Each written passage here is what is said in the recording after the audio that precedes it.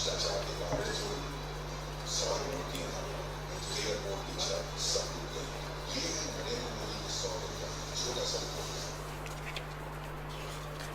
छोटा सा report card दिखाने के बाद आपसे विस्तृत रूप से चर्चा करेंगे। आज नरेंद्र मोदी की सरकार के 100 दिन पूरे हुए हैं और ये 100 दिन इस देश की अर्थव्यवस्था पर, इस देश के युवाओं पर, महिलाओं पर, इस देश की रेलवे पर, इस देश के इंफ्रास्ट्रक्चर पर, इस देश के इंस्टीट्यूशंस पर, भ्रष्टाचार के खिलाफ मार पर बहुत भारी पड़े हैं।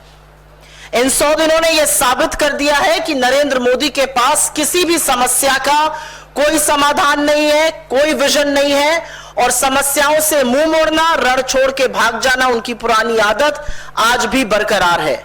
100 दिन में सरकार का हर पल अस्थिरता का, अनिर्णायकता का और अपरिपक्वता का प्रतीक है। इन 100 दिनों में उस गुब्बारे में बहुत हवा भरने की कोशिश की गई, लेकिन लोकसभा चुनाव में इस देश की जनता ने ऐसी कील चुभोई उस गुब्बारे में कि हवा भर नहीं पाई। और असलियत यह है कि जो मोदी जी चुनाव प्रचार प्रसार के दौरान अपने पहले 100 दिन के प्लान का जिक्र करते थे, उनके सामने विफलताओं का एक पुलिंदा खड़ा है। और हमारा सवाल है कि क्या है प्लान? प्लान यह है कि आप बैसाखियों पर आ जाकर खड़े हैं, आपने यू टर्न की सरकार के नए कीर्तिमान स्थापित किए हैं, रेल ध्वस्त है, इंफ्रास्ट्रक्चर ध्वस्त है, महिला सुरक्षित है, बेरोजगारी नित नया चरम छू रही है। यही है आपका रिपोर्ट कार्ड।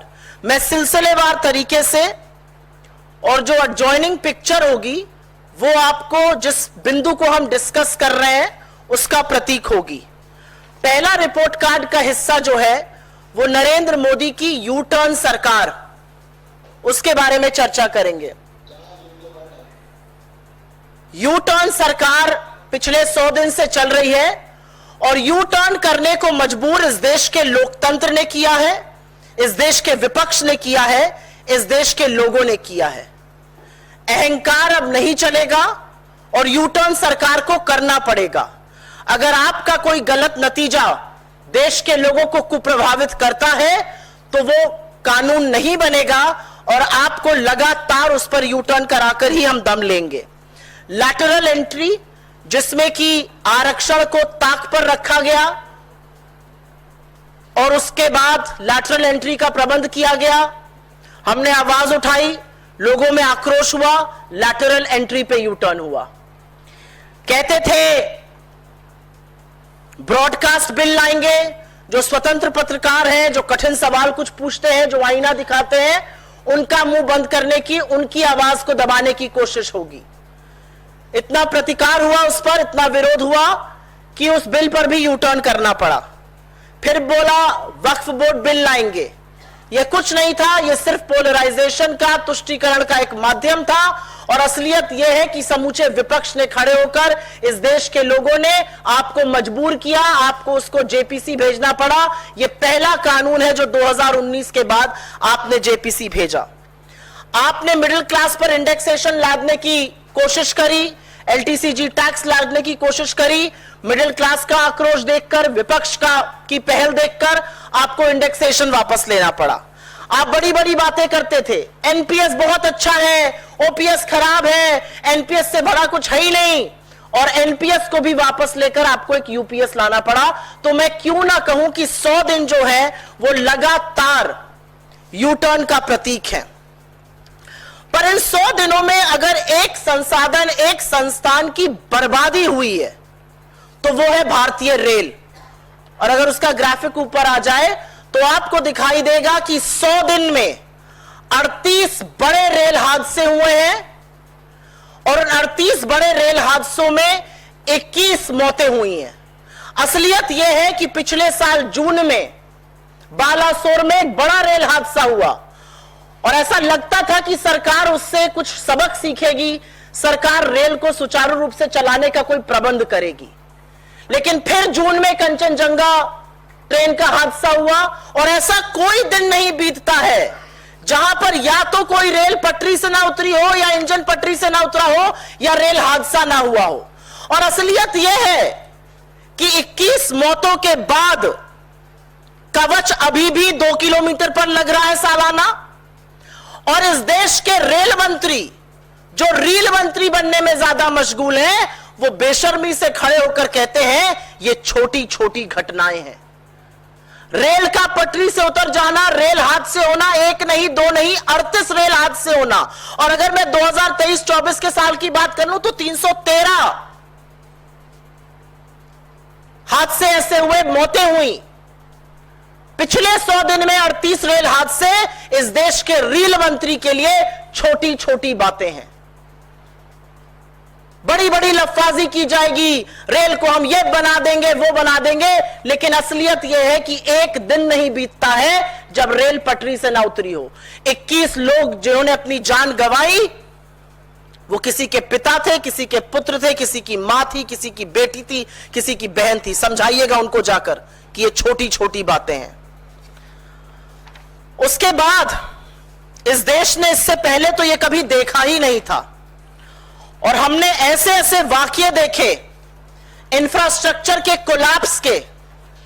नरेंद्र मोदी जी ने जिन एयरपोर्ट का उद्घाटन चुनाव के जस्ट पहले किया, जबलपुर, राजकोट, दिल्ली, वो एक बारिश नहीं झेल पाए, ताश के पत्तों की तरह वो गिर रहे थे। इस देश का संसद टपक रहा था, नया संसद जो बना है, और बाल्टी में पानी भरा जा रहा था। असलियत यह है कि अटल सेतु 18,000 करोड़ की लागत पे बना, उसमें दरारें आ गई। असलियत यह भी है कि सुदर्शन सेतु जिसका इनॉग्रेशन मोदी जी ने किया, उसमें दरारें आ गई। और सबसे घटिया हरकत तो तब हुई जब छत्रपति शिवाजी महाराज, जिनकी मूर्ति का अनावरण दिसंबर 2023 में किया, वो 8 महीने भी नहीं चल पाई और वो मूर्ति टूटकर गिरी नहीं। इस देश की अस्मिता, इस देश के गौरव, शिवाजी का जो अपमान नरेंद्र मोदी और उनके साथियों ने अपने भ्रष्टाचार से किया, वो ना महाराष्ट्र भूलेगा ना ये देश भूलेगा। ताश की पत्तियों की तरह एक के बाद एक संसाधन टूट रहे थे। कितनी ही सड़कें, कितने ही पुल टूट टूट कर गिर गए, और यह अनेक्शन के साथ हम आपको दे रहे हैं। इसमें सारे हादसे क्रमवार तरीके से, डेट वाइज तरीके से लिखे गए हैं। और तो और आस्था का प्रतीक श्री राम का मंदिर जो अयोध्या में बना, उसके भी गर्भगृह में पानी टपक रहा था। कौन है ये भ्रष्टाचारी जिनसे आपने ये इंफ्रास्ट्रक्चर बनाए? कौन जवाबदेही तय करेगा? चाहे वो नया संसद हो, चाहे वो शिवाजी की मूर्ति हो, चाहे वो सेतु हो, चाहे पुल हो, चाहे सड़कें हो, चाहे श्री राम का मंदिर हो।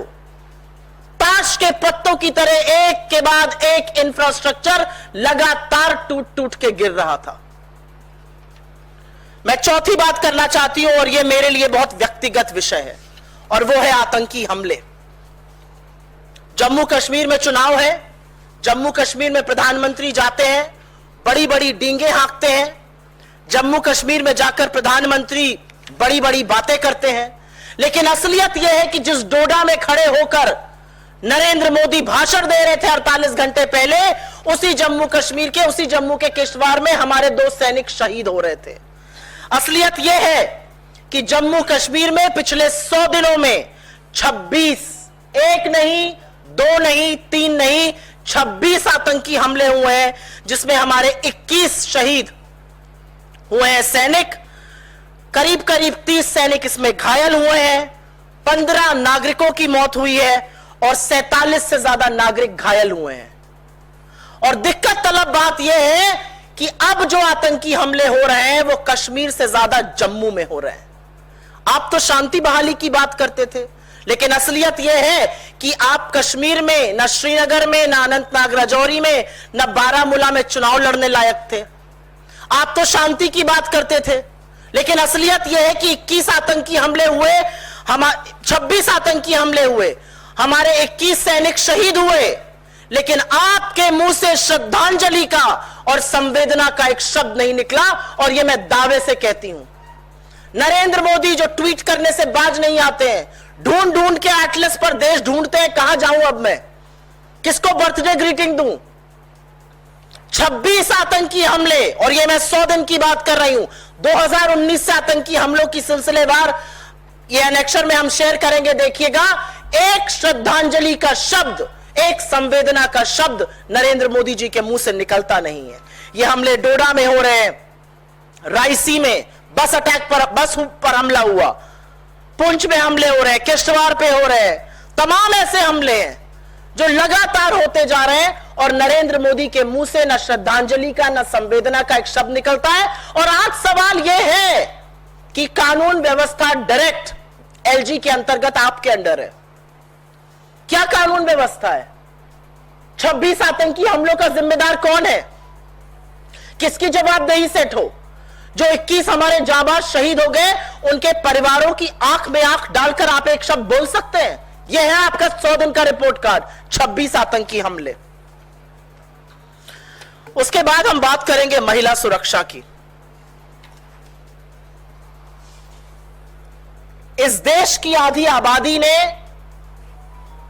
बड़े विश्वास से आपको 2014 में चुना था, लेकिन इस देश की आधी आबादी के साथ जो आपने, आपकी सरकारों ने, आपके गुर्गों ने किया, वो अक्षम्य अपराध है। हर व्यक्ति को क्रोध आना चाहिए, हर व्यक्ति को आक्रोश आना चाहिए, लेकिन 100 दिनों में 104 अपराध महिलाओं के खिलाफ जघन्य अपराध हुए हैं, 157 पीड़िताएं हैं इसमें। आपके शासित राज्यों में मुख्यमंत्री जिस शहर में है, उस शहर के चौराहे पर सार्वजनिक रूप से बलात्कार होता है, लेकिन आप एक शब्द नहीं बोलते। आप बंगाल पर बोलते हैं, बोलना चाहिए, लेकिन आप बदलापुर पर नहीं बोलते, आप बिहार पर नहीं बोलते, आप उत्तराखंड पर नहीं बोलते, आप उत्तर प्रदेश के फर्रुखाबाद पर नहीं बोलते। लेकिन आप कैसे बोलिएगा? क्योंकि आप तो वही है ना जो देश की बेटियों का यौन शोषण करने वालों के साथ लगातार खड़े रहे। और जब वो यौन शोषण करने वाला चार्जशीटेड आरोपी आज भी हमारी बेटी को बदनाम करता है, उसका चरित्र हनन करता है, तो आपके मुंह से एक शब्द नहीं निकलता। आपके अंदर हिम्मत नहीं है कि उसको अपनी पार्टी से निकाल बाहर करिए। आपके 100 दिनों में न अनपढ़ मजदूर खेत में सुरक्षित है एक महिला, न स्कूल में नाबालिग बच्चियां सुरक्षित है, न कामकाज करने वाली महिलाएं सुरक्षित है, न मेले से आने वाली औरतें सुरक्षित है। तो सुरक्षित कौन है? इन 157 पीड़िताओं को आप क्या कहेंगे? 100 दिनों का फलसफा महिलाओं का यह है। आपका जो झुंझुना है ना, बेटी बचाओ बेटी पढ़ाओ, उसकी असलियत यह है कि आप बेटी को बचाने, बेटी को पढ़ाने के बजाय हर बार संरक्षण आरोपियों को देते हैं। आपके नरेंद्र मोदी के संसदीय क्षेत्र काशी में जघन्य गैंगरेप का मामला सामने आता है, बीजेपी की आईटी सेल के लड़के उसमें पाए जाते हैं, उनको बेल मिलती है तो उनका आजादी के मतवालों की तरह स्वागत होता है, केक काटा जाता है, मालाएं पहनाई जाती हैं। यह है आपका 100 दिन का फलसफा महिला सुरक्षा को लेकर। इसके बाद बात करनी पड़ेगी युवाओं की, क्योंकि युवाओं के बारे में बात किए बिना तो कुछ हो ही नहीं सकता। इस देश की 65% आबादी 35 वर्ष से कम आयु की है, और यह है आपकी उनके लिए प्लान, यह है आपके उनके लिए संयोजनाएं। इन 100 दिनों में लगातार पेपर लीक हुए हैं, इन 100 दिनों में इम्तिहान कैंसिल हुए हैं, इन 100 दिनों में आपकी विफलताओं का पुलिंदा यह है कि स्टूडेंट्स रोते रहे, मां बाप पेट काट करके बच्चों को पढ़ाते हैं, बच्चे गाजर मूली की तरह बसों ट्रेनों में भरकर जाते हैं, इम्तिहान देते हैं और पता चलता है पेपर लीक हो गया। नीट की परीक्षा का पेपर लीक हुआ, नीट में धांधली के, धोखाधड़ी के कई मामले सामने आए। आपने नीट पीजी का एग्जाम कैंसिल किया, आपने यूजीसी नेट का पेपर लीक हुआ इसलिए एग्जाम कैंसिल करना पड़ा, ज्वाइंट सीएसआईआर यूजीसी नेट का इम्तिहान कैंसिल हुआ, एनसीईटी का पेपर लीक हुआ, लगातार पेपर लीक हो रहे हैं। और यह मैं सिर्फ 100 दिनों की बात कर रही हूं, क्योंकि 10 साल के फलसफा में तो सीबीएसई का इम्तिहान भी लीक हो गया। 10 साल का फलसफा तो यह है कि आपके लोग पेपर लीक के घोटाले, उनके स्कैम, उनके स्कैंडल में लिप्त पाए जाते हैं। जिस देश के लोग, भारत में पढ़े लिखे बच्चे भारत